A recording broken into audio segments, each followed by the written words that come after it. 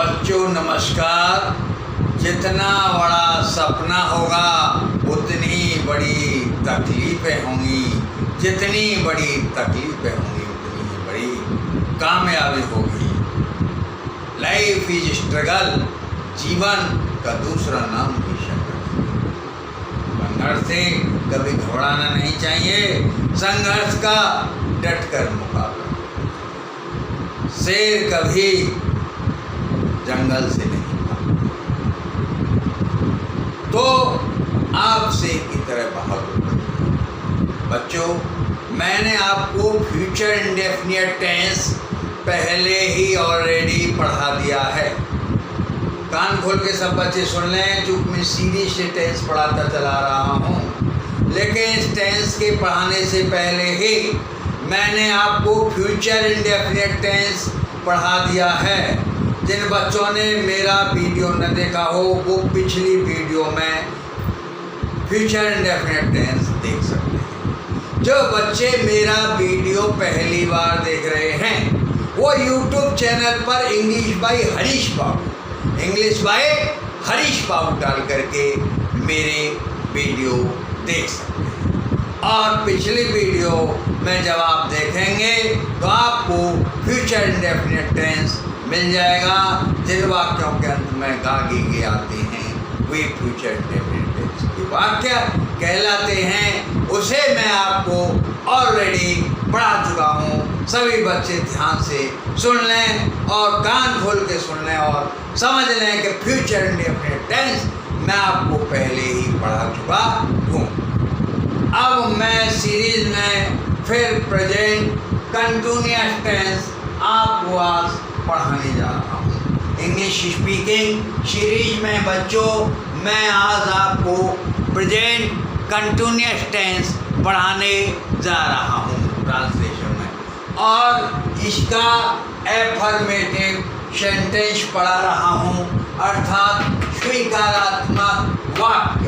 Affirmative sentence स्वीकारात्मक वाक्य मैं आपको पढ़ाने जा रहा हूँ। सभी बच्चे ध्यान से मेरी वीडियो देखेंगे, समझेंगे और पढ़ेंगे। कुछ करके ही कुछ सीखा जाता है, तो आप पहले पढ़िए, समझिए, तभी तो आप ट्रांसलेशन बनाओगे, और जब आप ट्रांसलेशन बनाओगे तो you will be able to speak English frankly. तुम स्पष्ट रूप से अंग्रेजी बोलने में सक्षम हो। देखिए, मैं एफर्मेटिव सेंटेंस पढ़ा रहा हूँ। पहचान है जिन वाक्यों के अंत में रहा है, रही है, रहा हूँ, रहे हैं और रहो हैं, रहो हैं, तो वे इस काल के वाक्य कहलाते हैं। रहो हैं, रहा है, रही है, रहा हूँ, रहे हैं और रहो हैं।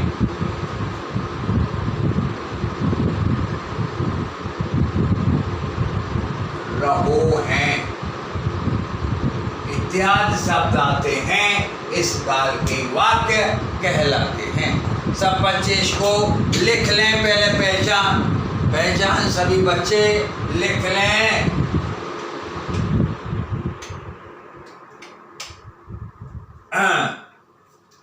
पहचान जिन वाक्यों के अंत में रहा है, रही है, रहा हूं, रहे हैं, रहो हैं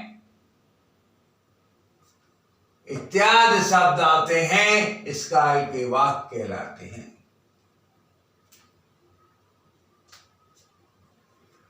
और एक वचनकर्ता के साथ सहायक क्रिया इज, आई के साथ एम, और बहुवचनकर्ता के साथ आर का प्रयोग करते हैं तथा क्रिया की पहली अवस्था में आईएनजी जोड़ देते हैं तथा फिर कर्म इत्यादि की अंग्रेजी बनाते हैं। बच्चों ध्यान से समझो। एक वचनकर्ता के साथ सहायक क्रिया इज, आई के साथ एम और बहुवचनकर्ता के साथ आर का प्रयोग करते हैं तथा क्रिया की पहली अवस्था में आईएनजी जोड़ देते हैं तथा फिर कर्म इत्यादि की अंग्रेजी बनाते हैं। Formula subject plus V first plus ING plus object plus extra, यानी subject plus V first verb का first form plus ING plus object plus extra, यानी कर्ता धन, क्रिया की पहली अवस्था धन, आईएनजी धन, कर्म धन इत्यादि, यानी subject plus V first plus ING plus object plus extra, यानी हर कर्ता के बाद सहायक क्रिया इज एक वचन कर्ता के साथ, आई के साथ एम और बहुवचन कर्ता के साथ सहायक क्रिया आर लगाते हैं और फिर क्रिया के पहली अवस्था में आईएनजी जोड़ देते हैं। उसके उपरांत हम कर्म इत्यादि की अंग्रेजी बनाते हैं। समझ में आया बच्चों? यानी एक वचन कर्ता के साथ सहायक क्रिया इज, आई के साथ सहायक क्रिया एम और बहुवचन कर्ता के साथ सहायक क्रिया आर लगाते हैं और फिर क्रिया की पहली अवस्था में आईएनजी जोड़ देते हैं। उसके उपरांत हम कर्म इत्यादि की अंग्रेजी बनाते हैं।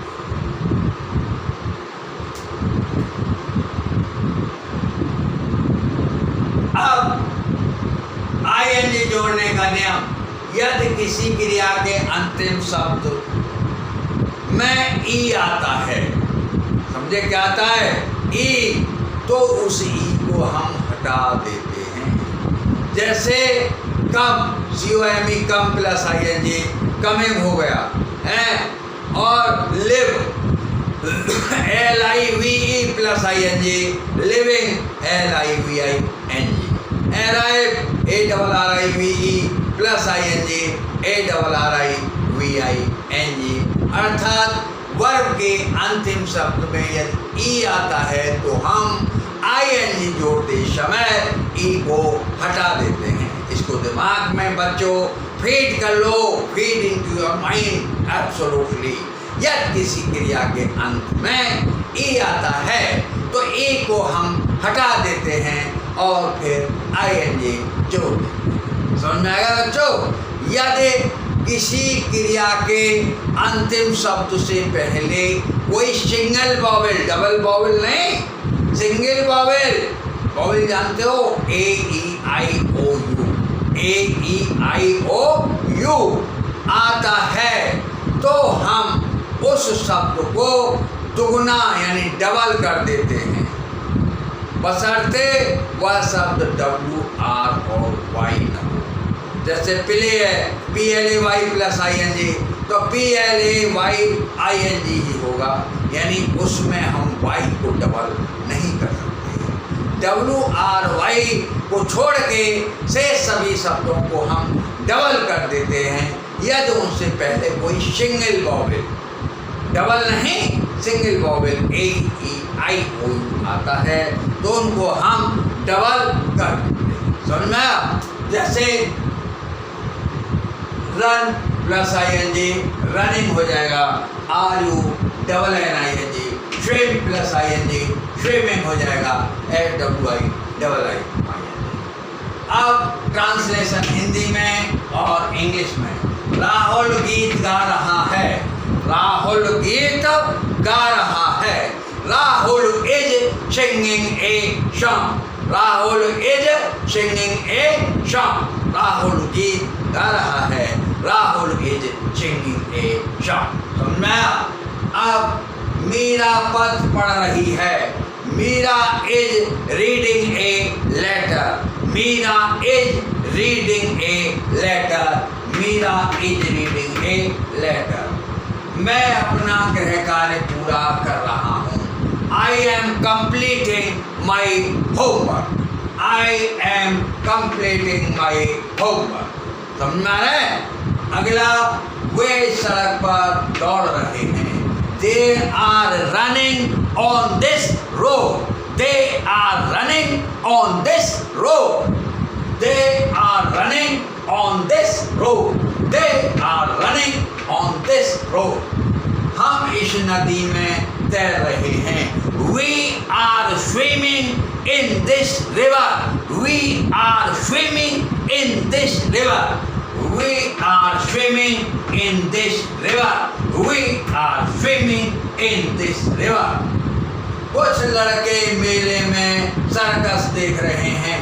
Some boys are looking a circus in the fair. Some boys are looking a circus in the fair. Some boys are looking a circus in the fair. Some boys are looking a circus in the fair. समझा रहे बच्चों? बिल्कुल दिमाग में feed होते जा रहा है, कोई परेशानी तो नहीं आ रही आपको? ठीक है। अगला, तुम एक कठिन प्रश्न हल कर रहे हो। तुम एक कठिन प्रश्न हल कर रहे हो। You are solving a difficult question. You are solving a difficult question. You are solving a difficult question. You are solving a difficult question. हम स्वादिष्ट भोजन खा रहे हैं। हम स्वादिष्ट भोजन खा रहे हैं। हम स्वादिष्ट भोजन खा रहे हैं। We are taking tasty food. We are taking tasty food. We are taking tasty food. सुन टेक माने लेना या खाना, और ई को हटा दिया, आईएनजी जोड़ दिया। समझ रहे हो? आईएनजी जोड़ने का नियम दिमाग में फिट हो गया ना आपको? जिस क्रिया के अंत में ई आता है उसे हटा देते हैं, और जहाँ कोई क्रिया के लास्ट वर्ड से पहले वॉवेल आता है, सिंगल वॉवेल, डबल नहीं, सिंगल वॉवेल। क्या होता है वॉवेल? AEIOU। तो उस शब्द को हम दुगुना कर देते हैं। जैसे RUN, एन से पहले यू आया तो RUNNING हो गया। समझे? हाँ, जैसे तुम एक कठिन प्रश्न हल कर रहे हो तो you are solving a difficult question. हम स्वादिष्ट भोजन खा रहे हैं। We are taking tasty food. We are taking tasty food. We are taking tasty food. We are taking tasty food. समझ में आ रहा है? अगला, मेरा मित्र इस मकान में रह रहा है। मेरा मित्र इस मकान में रह रहा है। My friend is living in this house. My friend is living in this house. My friend is living in this house. My friend is living in this house. Live LIVE आप भी हट गया और ING जोड़ दिया गया। अगला, मैं तुम्हारी सहायता कर रहा हूँ। मैं तुम्हारी सहायता कर रहा हूँ। I am helping you. I am helping you. यहाँ तुम्हारी की अंग्रेजी योर नहीं आएगी बच्चों। क्यों? क्योंकि योर तो क्या हो जाएगा? रिलेटिव हो जाएगा है, लेकिन यहाँ तुम्हारी ऑब्जेक्ट है, इसलिए ये क्या होगा? सेकंड पर्सन है पर्सनल प्रोनाउन का, यू एज एन ऑब्जेक्ट प्रयोग किया जाएगा, इसलिए यहाँ यू आएगा, योर नहीं आएगा। तो I am helping you. I am helping you. मैं तुम्हारी सहायता कर रहा हूँ। बच्चों, ये वाक्य आपको समझ में आए होंगे। आप इनको ध्यान से समझ लो, सॉल्व कर लो, कई बार प्रैक्टिस कर लो। Practice makes a man perfect. और अपने स्वास्थ्य का विशेष ध्यान रखो। कोरोना वायरस के पेशेंटों से अपनी दूरी बना करके रखो। मुंह से मास्क बांध के घर से बाहर निकलो और एक दूसरे से 2 गज की दूरी बना के रखो। कभी भीड़ युक्त वातावरण में शामिल न करो अपने आप को, और स्वयं को इतना एक्सरसाइज करो कि तुम्हारी इम्यूनिटी पावर स्वतः ही बढ़ जाए। इन्हीं शब्दों के साथ मेरी इस वीडियो को आप ज़्यादा से ज़्यादा अपने फ्रेंड सर्किल, रिश्तेदार, मिलने जुलने वाले, गांव मोहल्ला पड़ोस के लोग, शहर के लोग, या जब आप दुकानदार हैं तो अपने ग्राहकों को कम से कम एक बार दिखा दो। एक बार तो दिखा दो और दिल भर के दिल भर के मजा आएगा। दर्शन तो करा दो, आनंद कुछ और आएगा। अरे ईश्वर से तो मिला दो, इंसाफ हो जाएगा। एक बार तो दिखा दो और दिल भर जाएगा, और ईश्वर से मुझे मिला दो, मुझे इंसाफ मिल जाएगा। ओ God, thou art the greatest judge। अरे ईश्वर, तू सबसे बड़ा न्यायाधीश है, समझे? तेरी दुनिया की कचहरी सबसे बड़ी है, इस कचहरी के न्याय से कोई बच नहीं सकता है। आप ईश्वरवादी बनिए। You should be theist, you should never be A theist in your life. आपको जीवन में ईश्वरवादी होना चाहिए, कभी जीवन में नास्तिक नहीं होना चाहिए। बच्चों, इन्हीं शब्दों के साथ मैं अपना वीडियो अब मुझे समाप्त करता हूँ। मुझे समाप्त करने की अनुमति दीजिए। जय हिंद, जय भारत।